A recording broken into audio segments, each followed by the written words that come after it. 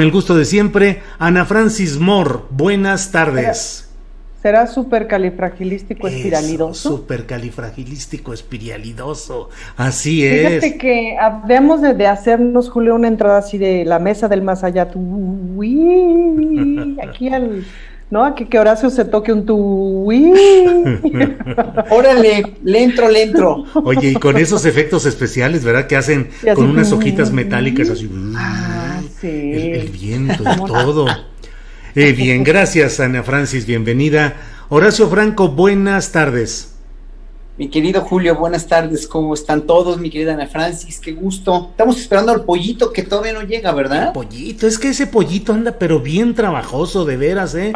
Ahora anda de ganso, de mamut, añadido a todo lo que él ya traía, entonces anda muy trabajoso. ¿Qué le vamos a hacer, Ana Francis? De ganso, de mamut y de payaso, que no se presenta a tiempo. Oye, Ana Francis, ¿qué te gusta más? ¿El terror? ¿La comedia? No, la comedia, Julio, a mí el terror me da terror. ¿Sí? No. ¿Te acuerdas esta escena de la del aro, de la niña del aro, sí, que sale claro. de la tele? No, Mira, ya la empiezo a acordarme y me empiezan a sudar las manos. Ajá. El ojo, o sea, es que claro, para alguien que no le gusta he visto muchas, pero esta del ojo que era una película japonesa, creo. Ajá. No me acuerdo cómo se llamaba, pero había una escena de un elevador en donde estaban unos como fantasmas muy horribles viendo hacia la esquinita del elevador. Entonces, o sea, subir a un elevador cuando recuerdo eso puede ser una tarea difícil. Sí, no, el terror no. La comedia. Amo Horacio, la comedia. Horacio, pero no me gusta la comedia babosa, eso pues sí. Mira, para terror, el terror que vivimos ya aquí con la política en México. Ya me lo ganaste. Hacia allá iba. Pero la comedia y pues, sí, en ese sentido sí prefiero mucho la comedia y el cabaret sobre todo, ¿no? También, o sea, me encanta, pero sí, el terror no, digo, hay películas de terror que son emblemáticas, ¿no? Y obras de terror que sí me gustaron mucho, sobre todo de chavito, ¿no? Pero ya cuando viste tanto terror en la vida, ya como que te vuelves más, más de que, un poquito más soft, ¿no? Ya quieres menos emociones fuertes, porque te digo, tú abres el Twitter y pues es puro terror, ¿no? Sí, vaya que sí. Ana Francis, ¿qué personaje o personajes te parecen más sobresalientes, más entrañables para ti de la comedia mexicana? Bueno, es que yo crecí con las películas del cine mexicano, entonces, por ejemplo, que interpretaba, era Mantequilla, que hacía Don Susanito Peñafiel y Somellera. No. Bueno, los personajes que hacía Mantequilla me encantaban. Era Joaquín Pardavé, ¿no? Era Joaquín Pardavé, perdóname, Joaquín Pardavé me encantaba. Personajes como el compadre Jalil, por ejemplo, los personajes que hacía Mantequilla. Las comedias que hizo Pedro Infante, por ejemplo, Escuela de Vagabundos, creo que me las sé de memoria. Escuela de Rateros es de mis películas favoritas. Me gustaban mucho las de Clavillazo, me gustaban las de Tintán. Ahí fue en realidad donde yo me entrené en la comedia, porque todos los sábados, ves que pasaban en el canal 2, me parece, o en el 4, a las 9 de la noche pasaban películas mexicanas de aquella época. Y así yo pasé mi niñez y mi adolescencia. O sea, hasta como los 14, 15 años, pegadita a una de mis hermanas, a mi hermana Consuelo, que tenía un novio muy celoso que se iba a Tulancingo los fines de semana y no la dejaba salir. Entonces, fíjate qué desgraciado, pero la ganona salí yo, porque entonces nos sentábamos a ver películas con taquitos al pastor, y son de mis grandes recuerdos de la vida, y me las aprendí de memoria. Y luego porque claro, cuando yo empecé la vida, las videocaseteras no existían. Claro. Después existieron las videocaseteras, fíjate, ni siquiera los CDs. Y ahí empecé a tener mis VHs y los acabo de regalar de mi última mudanza. Regalé mi colección de películas mexicanas en VH. Híjole. Horacio, ¿quiénes han sido tus favoritos de la comedia mexicana? ¿Quiénes han sido tus presencias constantes de esa época cinematográfica mexicana? Sí, yo también crecí con el cine mexicano de los 40s, de los 50s. Sí, me encantaba, ¿sabes quién? Vitola. Bueno, o sea, a mí me gustaba más esa onda cómica de Vitola y Tintán, pero bueno, Vitola, híjole, es que es fantástica, era fantástica la Fanny Kaufman. Yo la admiré muchísimo, se me hacía una mujer verdaderamente histriónica, verdaderamente fenomenal, fantástica. Y también, por ejemplo, Tintán, obviamente, Pedro Infante. Pues es que yo crecí también con todo esto, ¿no? Con la misma Chachita, con la película de Nosotros los Pobres, ¿no? La Tucita, qué sé yo, mira, es que todas esas películas fueron emblemáticas y nos ayudaron a crecer y a de veras a impregnarnos de una escuela, de un cine nacional, de una manera de actuar, de una manera de la escenografía que era fantástica, la música que era maravillosa, o sea, todo eso fue decayendo en los 70. Sin embargo, bueno, hay películas maravillosas de los 70, ¿no? Desde las Poquianchis o muchas otras que son impresionantes, ¿no? La de Canoa también, o sea, hay películas emblemáticas de los 70s y de los 80s. Sin embargo, no deja uno de admirar toda la manufactura, es lo que más admiro yo del cine de los 40s y de los 50s, la manufactura de las películas era de una calidad y de una idiosincrasia que nos impregnó mucho y nos hizo una identidad muy fuerte, ¿no? Y en ese sentido, por ejemplo, recobro mucho y relaciono mucho pictóricamente, o ya más bien dentro de la gráfica, de la gráfica en diarios o en revistas, la familia Burrón, que yo fui gran admirador, sigo siendo gran admirador. Aquí tengo varios tomos de la familia Burrón, o sea, toda la familia Burrón acá la tengo, ¿no? Y de hecho, cuando me fui a Holanda, mi familia me mandaba por correo la familia Burrón porque me encantaba, era una de las historietas favoritas y bueno, me sé de memoria todos los personajes y todo, y una vez me encontré a Gabriel Vargas precisamente en Aguascalientes y él era mi fan y yo no sabía, y bueno, yo he sido fan casi desde que nací de Gabriel Vargas, ¿no? Esa época de los 40, 50, 60 del cine mexicano y también de las historietas mexicanas era bien bonita, en verdad bien bonita, sobre todo porque no tenía esa malicia tan y esa cosa subliminal que después se le impregnó a mucho de la cultura popular de los 70s y de los 80s, sobre todo desde el advenimiento de la chatarrización de la cultura por las televisiones comerciales, ¿no? Gracias, Horacio. Ana Fran, sí. Julio, sí, es que ahora que hacemos este recuento, el otro día Pedro Miguel escribió en Twitter algo que tenía que ver con una suerte de reconocimiento a ciertas cosas del PRI de antes del 68, digamos, de los programas sociales, de las grandes instituciones, de estas cosas, ¿no? Una manera muy sencilla de aprender de historia de algún país o de algún proceso histórico, pues es ver su arte y ver su cine, pues, ¿no? Entonces es muy interesante si ves en el cine mexicano justamente este proceso histórico, aquel cine de oro en donde claramente había producción, en donde claramente había dinero para se producían un montón de cine, hay cientos de películas y tal. Luego viene este cine pues cuestionador, experimental, en donde vienen estas películas como Canoa, El Apando, ¿no? Y se experimenta además, visualmente se experimenta un montón. Luego hay unas películas que no entiendes nada, Santa Sangre, ¿no? O sea, como todo ese cine. Y luego vienen como 30 años de películas de las llamadas de ficheras, ¿no? De los hermanos Almada y todo esto, que además no necesariamente la gente lo sabe, pero todas esas se producían en este edificio ahí en División del Norte frente a la Alberca Olímpica, y estaban las casas productoras de esas películas, y mucho se producía para videohome, mucho se producía para cine. Vino entonces la invasión del cine norteamericano, que ya no salió nunca más de las salas de cine, ¿no? Entonces traten de pensar como todo esto en función de todo lo demás, y es un proceso súper interesante, ¿no? Y esas películas eran de a 3 pesos, importaba un carajo lo que estuvieran produciendo. Yo salgo de extra en una que se llama Mi novia ya no es Virginia, anótenlo porque nunca lo voy a repetir, ¿no? Era sí, con el pocholo y así, ¿no? Horrible, yo salía de hippie en una fogata pasando, fin, esa fue mi aparición en el cine de aquella época, ¿no? Te pagaban tu día de 250 pesos, y era horrible, todo era horrible, no se trataban de nada, todo era espantoso, pues, ¿no? Y después viene un intento de cine mexicano que empieza a construir otro tipo de historias y tal, y estamos en lo que estamos ahora, que otro día con gusto podemos hablar ampliamente del cine actual. Pero si lo ves en términos de la política nacional, me parece importante recordar esos 20, 30 años de cine de ficheras y de cine de los hermanos Almada, que es básicamente pura porquería.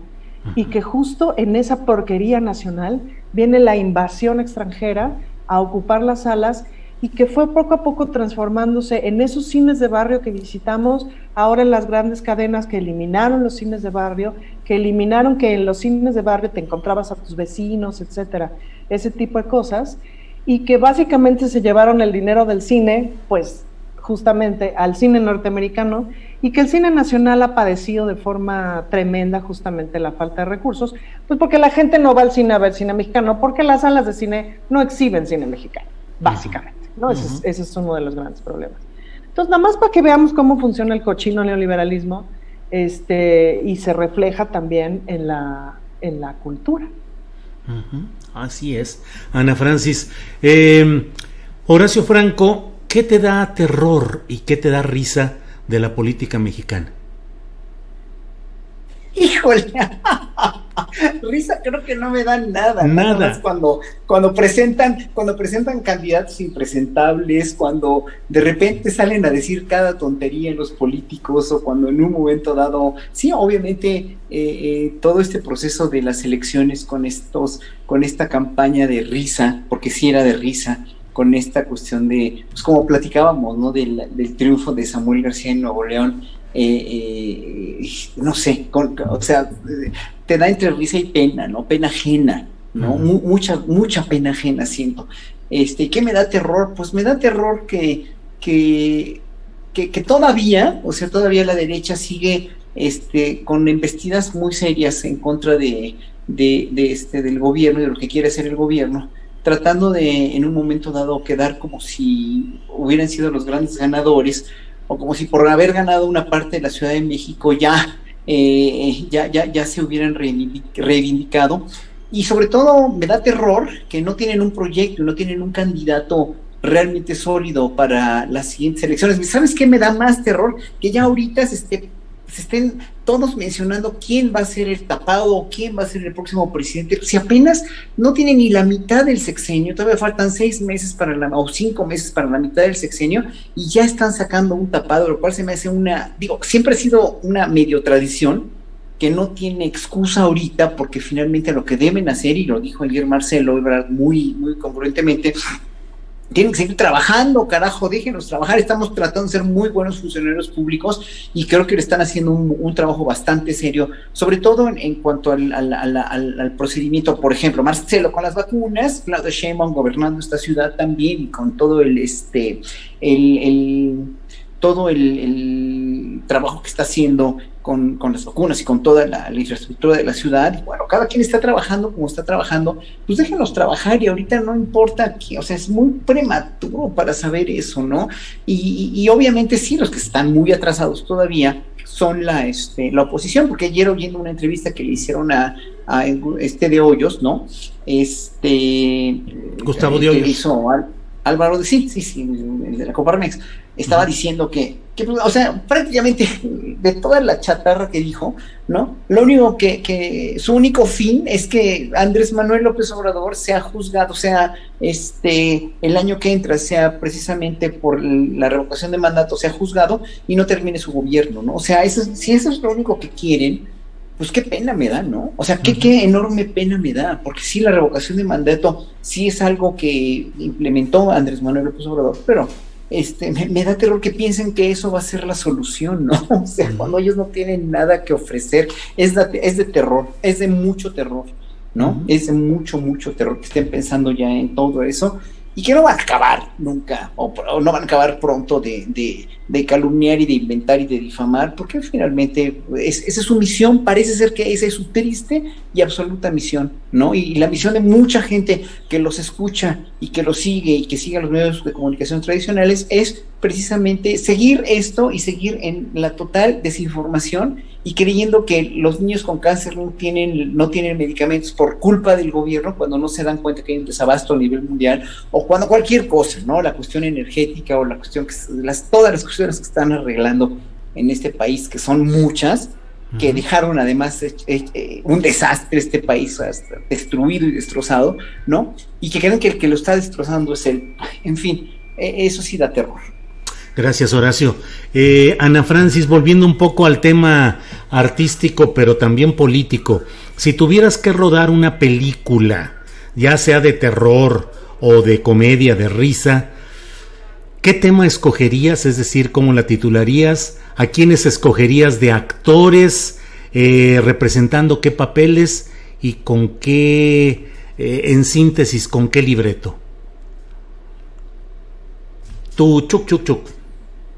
Ahorita ando muy clavada con el asunto del mentado 1% de la población más rica del país. Y te voy a decir cuál ha sido mi reflexión de las últimas 2 semanas. Dije 1%, pues sí suena re poquito, pero si somos 130 millones de personas, cositas más, cositas menos, pues son 1.300.000 personas. Es decir, podría ser una alcaldía entera, ¿no?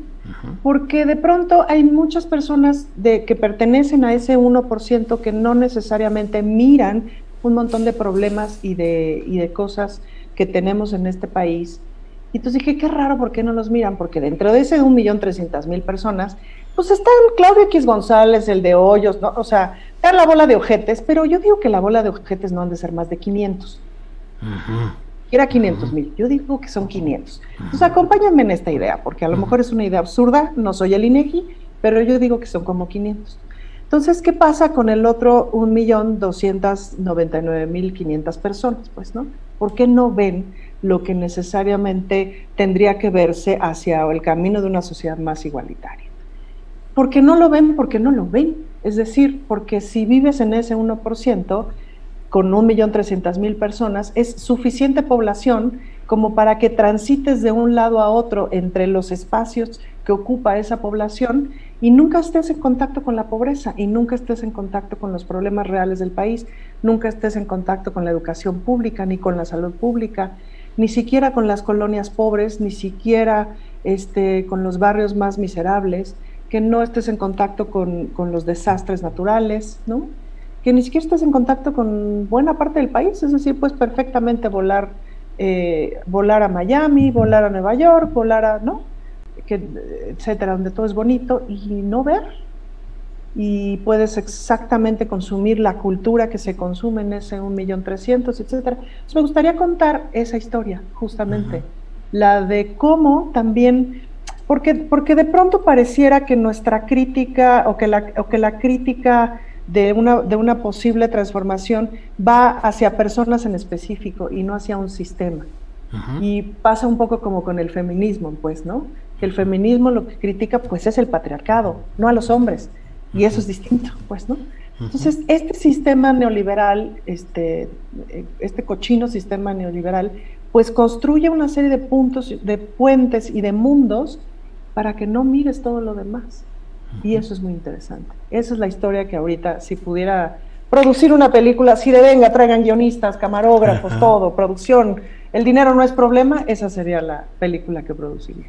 Gracias, Ana Francis. Horacio Franco, tocamos ahorita este tema del 1% de los concentradores de la riqueza y luego Ana Francis lo condensa, lo comprime más para ubicarlo en 500 personas, por ejemplo. Carlos Slim y Marcelo Ebrard parecen los principales expuestos en el tema de la caída de un tramo del metro de la línea 12. ¿Qué opinas de estos personajes de Carlos Slim en este momento, de Marcelo Ebrard? Mira, voy a hacer no a tergiversar tu pregunta, pero sí estoy leyendo el chat, ¿no? Porque hay quien dice que si calumniar es precisamente decir, ¿no? Que se señale a Carlos, a Marcelo, ¿no? O a la jefa de gobierno o a quien sea, o a Florencia Serranía, como culpables, que si eso es como responsables de la tragedia de la línea 12, ¿no? Eso no es calumnia, eso es una verdad que el mismo presidente ha dicho, ¿no? Calumniar o tergiversar las cosas es tratar de derrocar a un gobierno, tratar de que López Obrador renuncie, tratar de echarle la culpa a López Obrador, ¿no?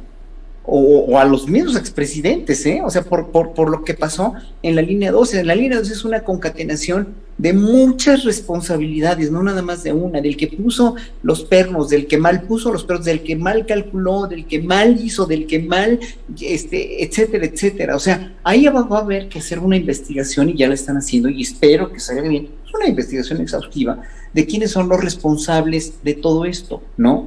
Y bueno, obviamente ahí yo creo que si sale responsable Carlos Slim, o si sale responsable directamente Marcelo Ebrard, bueno, ya la justicia tendrá que decirlo, pero no usar esta cuestión de que se cayó la columna, se venció porque Marcelo Ebrard tuvo la culpa, o sea, directamente, pues no, o sea, hay supervisores, hay responsables de obra, hay ingenieros, hay albañiles, o sea, todo es una concatenación de responsabilidades, y yo creo que ahí, si somos verdaderamente sobrios y si somos objetivos, no vamos a politizar esto de tal manera de que la candidatura de Ebrard, de Sheinbaum o de quien sea, o la presidencia de Andrés Manuel, o incluso a un juicio a Felipe Calderón porque él era presidente cuando se construyó, ¿no? Imagínate, ¿no? Ya de plano, pues mejor, no sé, un juicio a la ONU por haber permitido esto. O sea, todo eso es muy subjetivo y todo eso es muy peligroso de polarizar, o más sobre todo de politizar de esa manera tan recalcitrante. O sea, sí, obviamente hubieron algunos responsables de todo esto, no se hizo con el cuidado, es una obra que se realizó de una manera muy mediocre. Entonces, si estamos viendo que hay tanta mediocridad en cómo se supervisó, cómo se construyó, cómo se revisó, pues obviamente llegar hasta las últimas consecuencias. Y si es Carlos Slim, si es Carso, si es la otra compañía, la francesa, la de, no me acuerdo cómo se llama, pero o si es o sea quien sea, si es el director del metro por no haber supervisado, o si es quien sea, pues obviamente que caiga quien tenga que caer, o que se responsabilice, pero después de haber hecho una investigación exhaustiva. O sea, el hecho de que The New York Times haya publicado este artículo, ¿no? Que si bien es cierto, es una filtración de lo que se expuso en la primera ronda del peritaje, pues obviamente no es nada definitivo, ¿no? O sea, no es nada que diga, es que ellos fueron, ¿no? Pudo haber sido esto, pudo haber sido lo de más allá, y si se hizo mal esto, bueno, ¿quiénes lo hicieron? Hay que ser bien objetivos, Julio. O sea, no sé, no buscar nada más uno o dos chivos expiatorios, ni nada de eso, sino todos los responsables que sean posibles, todos los responsables hasta que se llegue a quien se llegue. Gracias, Horacio. Ana Francis, ¿qué opinas de lo que plantea Horacio? Y pregunto si, conforme a lo que hoy se tiene con este primer informe preliminar, pues hay indicios que apuntan hacia la responsabilidad de Ebrard, de Carlos Slim. Te pregunto sobre ellos y también sobre lo que puede suceder con Claudia Sheinbaum. Pues sin duda que apunta hacia allá, ¿no? Yo quisiera contar una anécdota, a ver si puedo ilustrar lo que quiero decir. En el último año que di clases en la universidad, que fue hace como 5 años, les puse un ejercicio a mis alumnos. Después de varios años de dar clase en la universidad, que me desesperaba una circunstancia, les puse un ejercicio a mis alumnos. Les puse un ejercicio de hacer cuentas, ¿no? O sea, suma 35 más 82, lo multiplicas por 725, lo divides entre tal, lo sacas el 10% y eso lo multiplicas por no sé qué. Era una cuenta mafufona, nada que no se pudiera resolver. Con su calculadora y todo si quería, ¿no? Bueno, de un grupo de 20 tuve 15 resultados distintos, ¿no? Y les hice un ejercicio similar en términos de redacción. Entonces, fatal. Entonces, lo que les dije, y eran chavos que venían de todo tipo de escuelas públicas, de escuelas privadas, ¿no? Les dije, chavos, tienen que entender una cosa, lo que les pasó a ustedes es que les robaron buena parte de su educación, porque así pasó en este país. Están muy mal educados, pues, ¿no?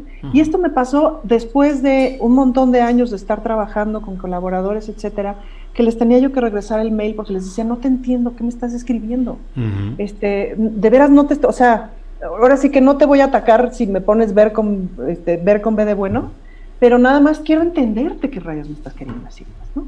Entonces, ahí hay un vacío educativo bien importante que vamos a empezar a ver las consecuencias, o ya las empezamos a ver, pero las seguiremos viendo, pues, ¿no? Esta anécdota de la señorita que me cobró en tal caja registradora, ni siquiera sabía sumar, pues, ¿no? Es una anécdota que hemos repetido, o la persona que trabajaba conmigo ni siquiera sabía sumar, no sabía redactar un párrafo, no sabía cómo preguntar algo, etcétera, etcétera. Es un problema importante que no lo echemos a la bolsa. Entonces, poniendo esa circunstancia nacional, es muy probable que tengamos muchas cosas mal construidas, incapacitadamente construidas, en todas las áreas.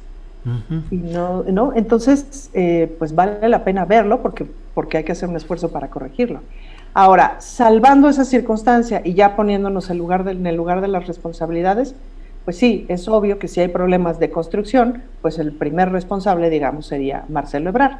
No creo que nadie en su sano juicio se imagine a Marcelo Ebrard revisando torno por torno, porque, a ver, sabrá que es un torno, ¿no? No tiene que saber que es un torno porque es un jefe de gobierno, no es un ingeniero civil especializado en construcción de metros, ¿no? Pero pues esas cosas se delegan, se contratan, etcétera, hay una compañía constructora. La siguiente parte responsable, pues claro, es la compañía constructora. Y la responsabilidad tendría que llegar hasta ver quién fue el desgraciado ingeniero encargado específicamente de ese tramo de la obra, porque ese güey sí es el responsable, ¿me explico? O sea, sí es el responsable técnicamente. Y luego, pues claro, en los siguientes reportes supongo que vendrá el qué pasó con las revisiones, qué pasó con los mantenimientos, que es la parte que nos falta saber todavía para tener la historia completa. Ahora, esto está requete politizado. Sería difícil pensar que no estuviera politizado. La verdad es que si del otro lado estuviéramos nosotros, ¿no? Ya estaríamos haciendo 16 marchas, ¿no? Eso platicábamos el otro día con una serie de compañeros de izquierda. Es muy difícil que no esté politizado, ¿no? Yo, ¿cómo se llama? Aspiro a que la jefa de gobierno siga entregando reportes así abiertos, al que todo el mundo tengamos acceso y que podamos más o menos ir entendiendo y que se lleguen las investigaciones hasta, pues sí, hasta de veras quién fue el ingeniero que construyó específicamente ese tramo, es decir, que supervisó, que estaba todos los días ahí, que es lo que tiene que hacer el supervisor de obra, ¿no? Cosas que sé por tener papá ingeniero, ¿no? Pero sí tiene que haber ahí un brother supervisando que el cemento que llegó sea del que se pidió, que las varillas que se pusieron sean las que se pidieron, etcétera, etcétera. Esa figura existe y esa figura es responsable. Y vamos a ver cómo nos va con el asunto del mantenimiento, ¿no? Claro. Ana y Francis, los peritajes que vinieron después del sismo. Claro, Ana Francis. Horacio, una de los señalamientos constantes que hay en la relación entre políticos y empresarios es la manera como se dan las concesiones, los contratos y cómo la corrupción hace que en muchos casos los constructores reduzcan la calidad. Ya lo platicaba Ana Francis hace algunas sesiones anteriores que tuvimos, de cómo hay quienes piden al ingeniero, al constructor, que reduzca la calidad del producto, la calidad de la inversión, para de esa manera tener dinero para entregarlo en efectivo o de la manera que le digan estos contratistas. Eso ha sido históricamente. La delegación Benito Juárez, por ejemplo, está repleta de acusaciones en el sentido de lo que se llama el cártel inmobiliario, que consiste justamente en eso: empresas que reducen la calidad de sus obras para tener dinero para pagar las extorsiones o los arreglos o moches con los políticos. Aquí los datos que hasta ahora se van dando a conocer, pues sí apuntan a que hay los problemas estos del famoso perno, que ya todo el mundo está asomándose a ver cómo son los pernos, cómo se aplican, pero ese proceso estará realmente en sustitución o en extinción, o seguirá ese esquema que es el que ha predominado en las relaciones entre empresarios y políticos en México, Horacio. Pues más les vale que no siga esa relación, Julio querido, porque si sigue esa relación, a este gobierno se lo cobrará muy caro la historia, lo cual no creemos y no queremos. Los que estamos, a ver, aquí hay gente de veras en el chat que dice que somos, con otras palabras, no menos agresivas, no que somos incondicionales o que somos focas aplaudidoras. Pues no es eso, es que no podíamos seguir como veníamos siguiendo, y tú lo has dicho ahorita, o sea, todos los cárteles inmobiliarios, toda la corrupción y la mediocridad adyacente a consecuencia de esa corrupción, que lo estamos viendo en la línea 12 del metro, o que lo estamos viendo en los derrumbes del edificio de Zapata, por ejemplo, que hubo ahí en la Ciudad de México, ¿no? El día del temblor del 17, o tantos derrumbes que hubieron en la Benito Juárez también, pues fueron resultado de eso, ¿no? O sea, no se pueden seguir perdiendo vidas por esto, ¿no? No se puede. Ahora, el gobierno actual no está absolutamente, no está libre de esa corrupción, porque sigue habiendo mucha gente que las cosas no quiere que cambien, ¿no? Dentro del gobierno. O sea, obviamente habrá gente que sea tan corrupta como lo eran antes, pero tiene que ser la menos, porque tienen que, o sea, los jefes o todas las cabezas de gabinete tienen que estar muy al pendiente de que esto no vuelva a suceder, ¿no? Y que no volvamos a lo mismo de antes, ¿no? Y precisamente la gente sí queremos que esto cambie, pero esto no va a ser inmediato, Julio, porque los cambios inmediatos solamente se dan con una bomba como la de Hiroshima. No queremos una bomba de Hiroshima. Los cambios así a madrazos como lo tuvieron en Europa en la Segunda Guerra Mundial no se dan, o sea, o se dan así, o va a venir un cambio estructural que se frague muy lentamente, con mucha disciplina y con mucha cabeza y con mucha colaboración de toda la gente. Hay gente que no quiere colaborar, pues bueno, mi más sentido pésame para esa gente, ¿no? Porque esa gente no va a tener un país que anhele y que quiere, porque no lo quiere, y porque mucha gente no sabe ni lo que quiere. Aquí hay una señora, Miriam Calderón, que está todo el tiempo diciendo que Andrés Manuel López Obrador, que tantita madre, que Andrés Manuel fue el que empezó a politizar, que no se politice. A ver, yo le contesté ahorita en el chat, yo prefiero un pueblo politizado a un pueblo idiotizado y manipulado por no politizar. O sea, sí, o sea, la cuestión de la politización, la cuestión de la cultura política tiene que ser una cuestión absolutamente medular en la educación de un pueblo, en la desmediocrización de un pueblo, en la educación totalmente funcional de un pueblo, junto con lo que mencionaba Ana Francis también, obviamente, ¿no? La cuestión de la calidad en la educación. Entonces, ¿cómo no vamos a querer un pueblo politizado? ¿Cómo no vamos a querer un pueblo con sentido crítico? Absolutamente, pero Andrés Manuel no empezó la politización. La cuestión es que con los anteriores gobernantes, la politización del pueblo estaba total y absolutamente no considerada, porque además el pueblo le valía madres. ¿Por qué? Porque decíamos, pues, ¿para qué politizamos? ¿Para qué expresamos lo que sentimos? De todos modos, siempre va a ser una pinche tranza y corrupción y no va a cambiar nada, ¿no? O sea, ya ves todos los desmanes de Peña Nieto, ya ves todo lo que hizo Calderón con la guerra contra el narco, ya ven lo que hizo Salinas, ya ven lo que hizo Fox. O sea, ¿para qué? El pueblo estaba total y absolutamente descorazonado y totalmente apático en la política. Por eso en las elecciones intermedias no salían a votar. Qué bueno que se esté politizando, señora Miriam Calderón, qué bueno, pero no fue Andrés Manuel que empezó esto. Los mexicanos siempre hemos sido bastante adictos a la política, pero antes no podíamos expresarlo porque no tenía sentido, no tenía caso, era gasto y saliva perdida. Hoy no, hoy tenemos un gobierno que sí oye, y tan oye que están en las mañaneras cuestionando o preguntando, y que no me vengan a decir, como Víctor Trujillo, que las mañaneras son un show, porque no es cierto, ¿no? Nunca lo demostró, además, con todo mi respeto a mi querido Víctor Trujillo, nunca lo demostró. Gracias, Horacio. Ana Francis, este tema de la politización, yo también, pues con todos los días veo los comentarios, y entre ellos de quienes dicen no politicen tal hecho. Yo creo que es más bien no partidices, lo cual me parece correcto, que no ubiques el análisis y la exposición de tus puntos de vista políticos para favorecer o para perjudicar a determinado partido.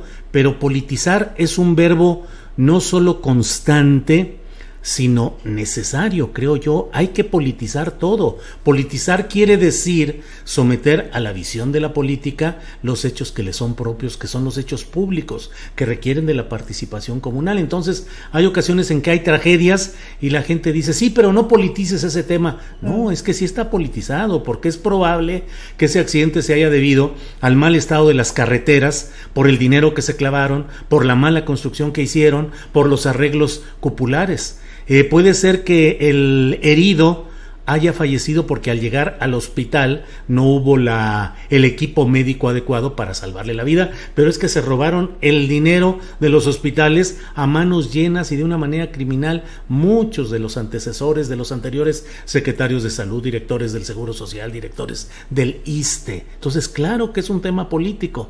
¿Qué opinas de esa división de términos y si es necesario incluso, Ana Francis, el incrementar la politización del pueblo mexicano? Yo creo que es súper necesario incrementarla totalmente. Yo luego me preguntaba, cuando empecé a educarme en feminismo, es decir, cuando me lo empecé a tomar ya más en serio y que me empecé a educar en derechos humanos y etcétera, yo decía, ¿por qué estas cosas no las enseñan en la secundaria, en la clase de civismo? Esto es lo que tendrían que enseñar en la clase de civismo para que las personas sepamos por dónde. Otra de las cochinas trampas del cochino neoliberalismo es justamente la desinformación, ¿no? Es decir, de lo que se ocupa el neoliberalismo es de que tú estés lo suficientemente un chinga todo el día trabajando de 12 a 16 horas diarias para lograr tener tu iPhone, la generación más nueva posible, y te entregues a ese rol y te entregues a la búsqueda del siguiente viaje y te entregues a la búsqueda del siguiente objeto de compra o de la siguiente fiesta y tal, o de la siguiente pertenencia social, y no te enteras de la política porque todo es lo mismo, ¿no? Entre comillas, porque todo es lo mismo. Y en esa ignorancia te pasan por encima y te hacen cajeta, punto. Entonces, información es poder, por eso hay que repartir la información. Y sin duda que hacer política es justamente ocupar tu pedazo de tierra en lo que tiene que ver con el poder. Entonces, por eso todo mundo tendríamos que hacer política, pues, ¿no?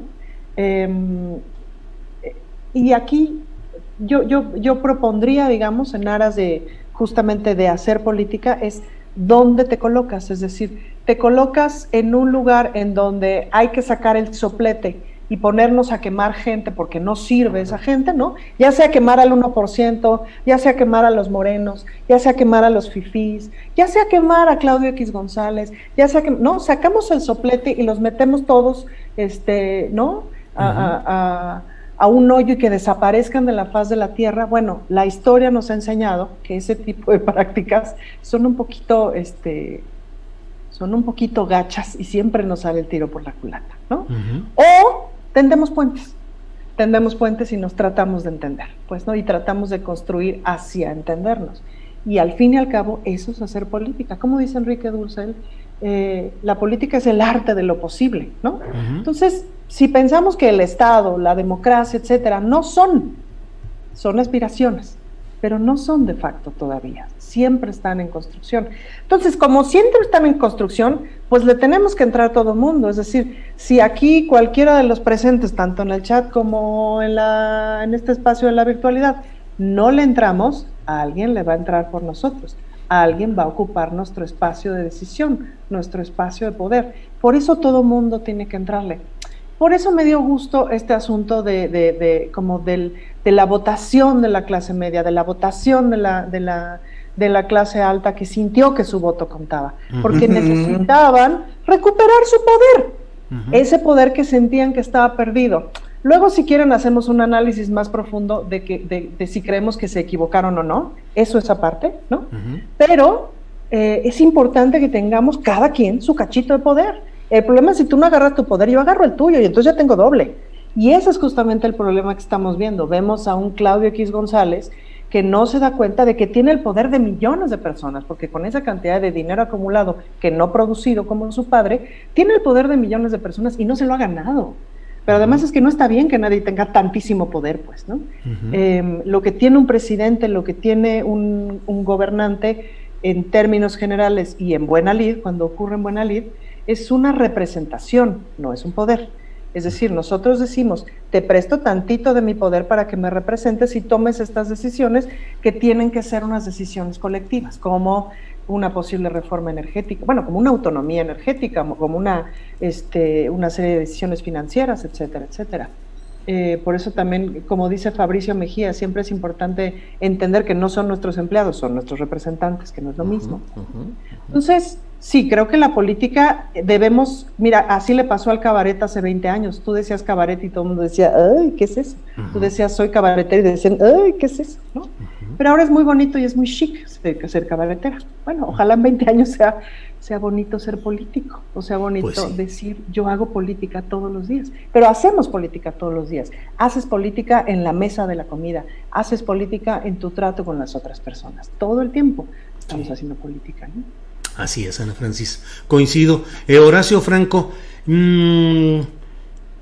cruzan sobre todo por las redes sociales, y lo estamos viendo, bueno, pues una serie de descalificaciones, de confrontaciones cada vez más ácidas y desde mi punto de vista cada vez menos atendibles, porque se va convirtiendo ese flujo de acusaciones, señalamientos, desacreditaciones, descalificaciones, se convierte en un río que no tiene sentido para tratar de entender y atender la realidad política. El que defiende al extremo al presidente López Obrador, el que ataca al extremo al presidente López Obrador.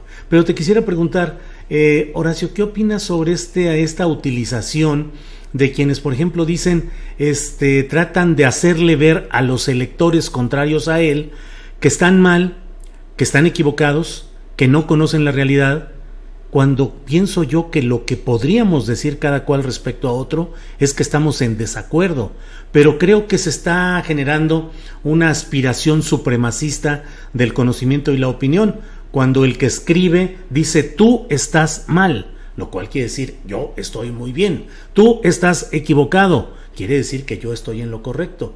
Me parece, no sé qué opines, Horacio, que deberíamos entrar en un periodo más bien de entender lo que estamos de acuerdo o en desacuerdo, pero respetar también el derecho de las minorías o las mayorías, de los muy privilegiados o los muy desposeídos, a expresar sus puntos de vista y ejercer sus derechos constitucionales. ¿Qué opinas, Horacio? Estoy totalmente de acuerdo. O sea, los que votaron en contra de López Obrador tienen sus razones o tendrán sus razones, pero que las expliquen, ¿no? Que las expliquen bien y que tengan una argumentación. O sea, el problema no es lo que expreses en Twitter, sino lo que tenga argumentación sobre lo que expresas en Twitter, pues, ¿no? O sea, todo debe tener un sustento, una argumentación. Y aquí nos vamos, tanto los detractores como los defensores, en una cuestión muy, muy visceral, muy impulsiva, ¿no? Donde finalmente todo lo que dices no tiene un sustento real, no tiene un sustento real, y por eso en un momento dado, por ejemplo, no, sí, a mucha gente le cayó con mucha extrañeza cómo en la ciudad perdieron tantos bastiones en alcaldías el partido Morena, porque mucha gente se expresaba muy bien de la vacunación, ¿no? De la eficiencia y del buen trato y de toda realmente sí, la muy, muy eficiente vacunación que se dio en la Ciudad de México. Y bueno, yo soy testigo de la vacunación en la Ciudad de México. Y en un momento dices, bueno, ¿qué pasó? Bueno, tal vez se aquilató mucho más toda la cuestión negativa de lo que no, o aparentemente no hizo bien el gobierno, o de lo que aparentemente no realizó bien, o pasó, o sucedió, como lo de la línea 12 del metro. Lo puedes entender si es que hay argumentos. O sea, ojalá que la gente diga, sí voté en contra del gobierno de la 4T porque lo está haciendo pésimo por esto, y por esto, ¿no? O no, o al contrario, o sea, sí sigo a López Obrador porque vacunas, porque no corrupción, porque la cuestión desde que llegó al gobierno, la cuestión del huachicol, o por lo que quieren empoderar a la Comisión Federal de Electricidad y quieren que seamos soberanos de litio y del gas y del petróleo, etcétera, etcétera. O sea, ¿qué le conviene al país? Lo que quieres tú para tu nación, para tu país como ciudadano. Y en ese sentido, pues uno no se puede ser tonto, no se puede ser tonto. Yo no puedo entender, o sea, si se me hace difícil entender cómo le ganó Cuadri a Pablo Gómez, ¿no? O sea, es muy difícil comprender la situación porque no se me hace lógico. O sea, un candidato que gana una delegación o una alcaldía, cuando dijo hace algunos años que sería mejor extirpar a Oaxaca, Chiapas y Guerrero de la geografía nacional para que a México le vaya bien, es porque en verdad sí está muy mal, ¿no? Está muy mal y la gente pues debe tener memoria. Yo creo que aquí la gente no tuvo memoria, aquí votó el impulso, ¿no? Aquí sí, en ese sentido se vota y se opina con el impulso, no con la razón o no con los argumentos, y los mexicanos somos muy dados a eso, que me perdonen mucho, pero somos muy dados a es que se dice que López Obrador se come a los niños, o se dice que los plurinominales son seres extraterrestres, ¿no? O se dice que lo que sea, ¿me entiendes? O sea, como dicen por ahí, o sea, dicen, si lo oí en una esquina o me lo dijo el señor que me volé los zapatos o lo que sea, ya es, o sea, o me lo dijo mi maestro, o así nada más en una plática entre pasillos o lo que sea, ya tiene que ser verdad. Pues no, tienes que ir a las fuentes, ¿no? O sea, es lo mismo que pasa con la iglesia, con el PES, por ejemplo, son tan creyentes, que hablaban muchos a ustedes antier del Partido de Encuentro Solidario, ¿no? Uh-huh. Sí, ellos ponderan y hacen creer a la gente que lo sigue, pues que obviamente que el evangelio es para precisamente castigarnos a los gays y lesbianas a que no adoptemos, o castigar a las que abortan, ¿no? O sea, ellos tienen, o sea, a ver, váyanse a la Biblia y díganme dónde está que dijo Jesucristo, ¿no? Díganme, ¿en qué párrafo está que hay que castigar a los gays y que a las mujeres no deben abortar? ¿Dónde está?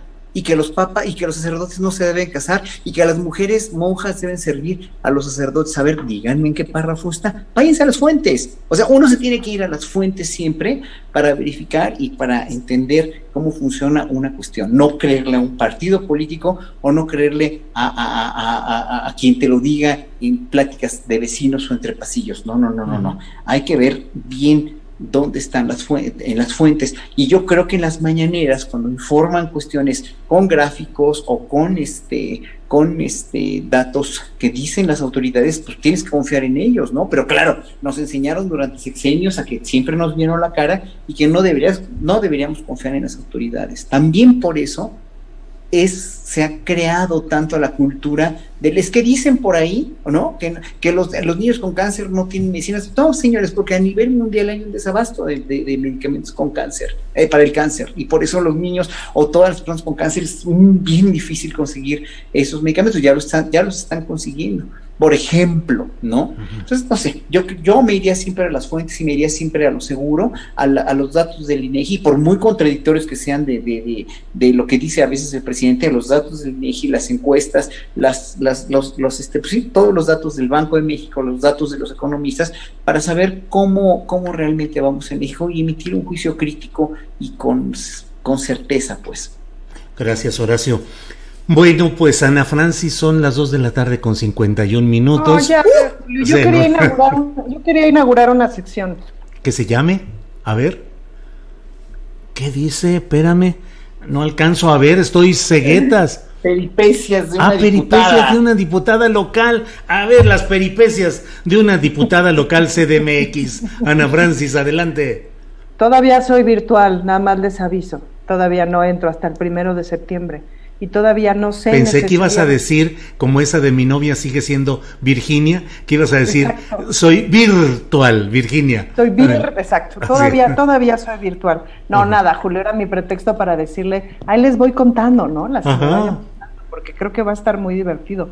Ahorita estamos en las conversaciones entre los diputados electos, los plurinominales y etcétera, de cómo se van a conformar las comisiones y tal, ¿no? Uh-huh. Entonces es como una serie de reuniones en corto. Ahí les voy contando las que valga la pena contar, pero sí quisiera meter el tema del asunto de los plurinominales, uh-huh. Porque pues ha estado ahí, ¿no? Uh-huh. Esta propuesta del presidente que deberían de quitarse.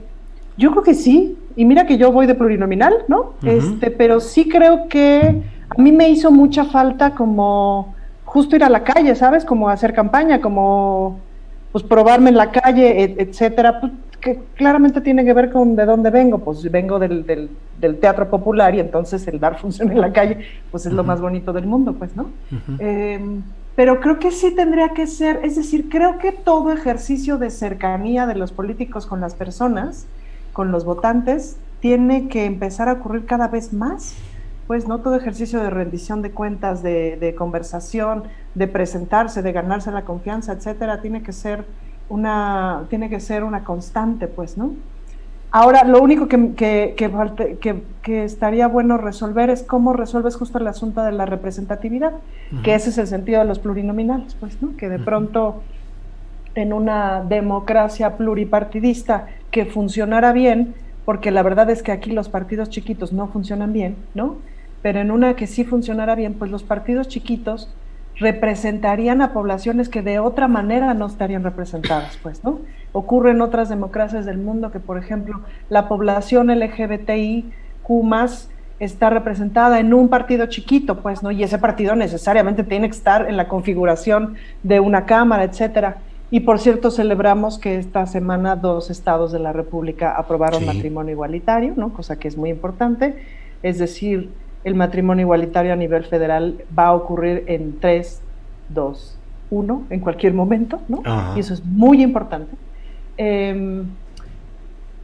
Entonces, pues, ¿cómo se resuelven esos asuntos de la representación? No se está resolviendo con los partidos chiquitos en este país, pero el asunto de la representación es algo que se tiene que resolver, y creo que la quitada de los plurinominales podría ser una buena opción, sin duda. Ahora, animal político como es el presidente, ¿no?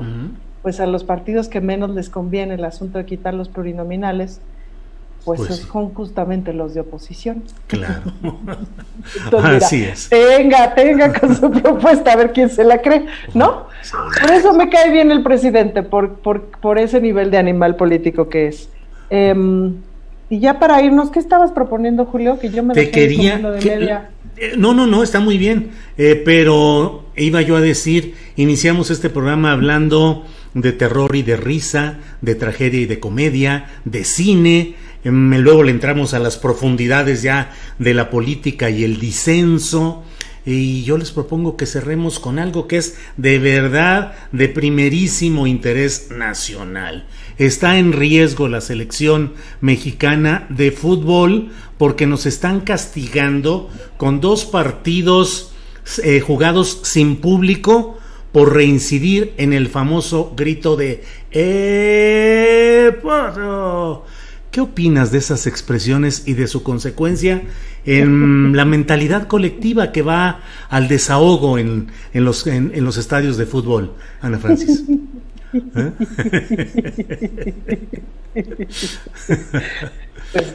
Pero el grito, si el estadio estaba vacío, ¿quién gritó? No, es castigo por lo que antes gritaron, lo que se ha gritado en partidos anteriores. Entonces, y esa advertencia. Castigo, o sea, el castigo es que sí se juegan los partidos pero estadio vacío. Así es. Y es el castigo. Me parece que es un gran castigo porque no es un castigo a la selección, es un castigo a los empresarios. Pues sí, que y un poquito sin duda que será a la afición, pues, ¿no? Mira, hace no mucho venía yo en el metro y entonces venían 2 señoras platicando y una le decía a la otra, es que se estaban besando en la calle, eran dos bigotones ahí, se estaban dando unos besotes y claro, como una ya no les puede decir nada, pues me tuve que quedar callada, ¿no? Entonces ella venía furiosa. Entonces, ojo, con la aprobación de estas leyes, nuestros derechos, los derechos humanos, la cultura, cómo va cambiando, etcétera, esta señora no ha dejado de pensar como piensa, pero sí sabe que discriminar es un delito y que la pueden meter a la cárcel si hace un acto discriminatorio. Entonces, es importante que la afición sepa que discriminar es un delito. Apréndanlo. Bueno. Muy bien, Ana Francis, gracias. Horacio Franco, ¿qué opinas de este hecho que, bueno, puede parecer, pues no sé si trivial, pero bueno, el hecho de este castigo a la selección mexicana de fútbol, de tener que jugar sus próximos 2 partidos en estadios vacíos como castigo a la afición mexicana por reincidir e insistir en mantener ese famoso grito que está censurado o prohibido pues por la Federación Internacional de Fútbol Asociación, la FIFA? ¿Qué opinas de estos episodios, de estos incidentes, Horacio? Mira, debo aclarar que nunca en mi vida he visto un partido de fútbol, no me interesa, o sea, nunca, ni los mundiales ni nada, no, es para mí una cosa muy ajena, en verdad, muy ajena, totalmente ajena, que no entiendo nada de esto. O sea, digo, puedo valorar enormemente que es un deporte muy competitivo, muy padre para mucha gente. A mí no me atrae. Me atraían más hace mucho los futbolistas, o me atrae más el caso de Cristiano Ronaldo, que retiró sus Coca-Colas, sí, ¿no? Que fue fantástico, eso fue un hecho fantástico, que le quitó a la Coca-Cola tantos millones de dólares en acciones y todo, y bueno, pues qué bueno que están promoviendo la salud los futbolistas, que tendrían que hacerlo siempre, como deportistas que son, pero no sé, este grito de discriminatorio de puto, ¿no? Porque hay que decirlo como es, no, pues, mira, ahora sí que para mí es peccata minuta, ¿no? Porque finalmente sí se debe educar a la gente a que no discrimine así, pero se debe educar a la gente más bien a que vea por qué no tiene que discriminar. O sea, ¿cuál es cuál es el daño, no que haces a la gente a la que se lo gritas, sino el daño que te haces a ti por discriminar, el daño que tú mismo sufres o que tú mismo tienes en tu mente por discriminar y por a cualquiera, a un homosexual, a un indígena, a alguien que tiene una religión, a alguien que es ateo, a quien sea, ¿no? Discriminar es un pecado, en realidad es un pecado social, ¿no? Y se tiene que erradicar por medio de la educación, de campañas de educación. Todo lo demás, si se hace o no se hace, me tiene sin el menor cuidado. Si me ganara yo el palco del Estadio Azteca en el ¿cómo se llama? En la rifa. El sorteo, en la rifa esta, Ajá. yo lo que haría sería poner unas plantitas ahí. No, Horacio, lo vendemos. Yo lo regalaba, ¿qué me importa? O sea, no, Horacio, cuesta como 20 millones esa fregadera, ¿sí o no, Julio? ¿Te caen? Sí, lo vendemos. Yo me pregunté lo mismo, ¿qué haces que me gano el chingado palco? ¿Qué hago con él? Lo vendemos, Horacio, lo vendemos. Hacemos una serie de conciertos y de shows de cabaret en el Hábitat, en el ¿cómo se llama? Estoy muy atrasado. Muy atrasado. Sí, obviamente. Pues sí, hacemos ahí un o pintamos el palco de la bandera LGBT y ahí lo dejamos como statement. Bueno, pues muchas ideas, muchos asuntos interesantes. Son las 3 de la tarde y bueno, pues Ana Francis, como siempre, ha sido un gusto escucharte y poder asomarnos a diferentes facetas de la actividad pública, lo cultural, lo teatral, lo cinematográfico y lo político, y ahora hasta lo futbolero. Así es que Exacto. sí, como ves, andamos Fíjate versátiles. que la última vez que fui al fútbol, porque a mí sí me gusta el fútbol, fui a ver a las Pumas. Ajá. En el estadio de Seúl, la primera vez que jugaron, y fui con mi hija que me dio una lección de cómo se juega fútbol, porque me fue relatando el partido y contando cosas que yo no tenía ni idea. Ajá. Y me gusta mucho, fíjate, el fútbol femenil lo disfruto mucho. ¿Y le vas a los Pumas? Le voy a las Pumas.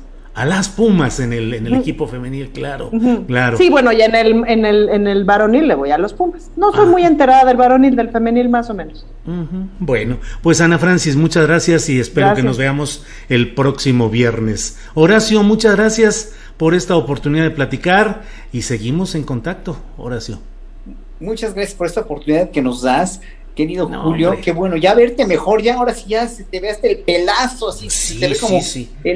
El pelazo de Moctezuma, ya parece un pelazo. Peínatelo como Claudio X, Julio, ándale. Así como así. No, por favor. Traíamos al pollito. ¿Qué le pasó al pollito, Anda de trabajoso. Anda trabajando, tiene producción por todos lados, qué bueno. Pero ya lo esperaremos el próximo lunes. Al pollito, a Fernando Rivera Calderón. Muchas gracias a ti, Adriana, a Ana Francis, a todo el público que está muy enardecido con todo. Fantástico. hay que tomarlo en cuenta siempre. Es un muy buen público. En contra o no, pero es un público que realmente te sigue y que tienes, en verdad, muchísima audiencia y me da mucho gusto. Te mando, por cierto, saludos, que ayer tuve una plática con el Jesús López Almejo, que es un tipazo. Te mando muchos saludos. Nuestro profesor de Relaciones Internacionales, el profe López Almejo. Sí. Pues Ana Francis, gracias. Horacio, gracias y espero que nos veamos el próximo viernes. Gracias.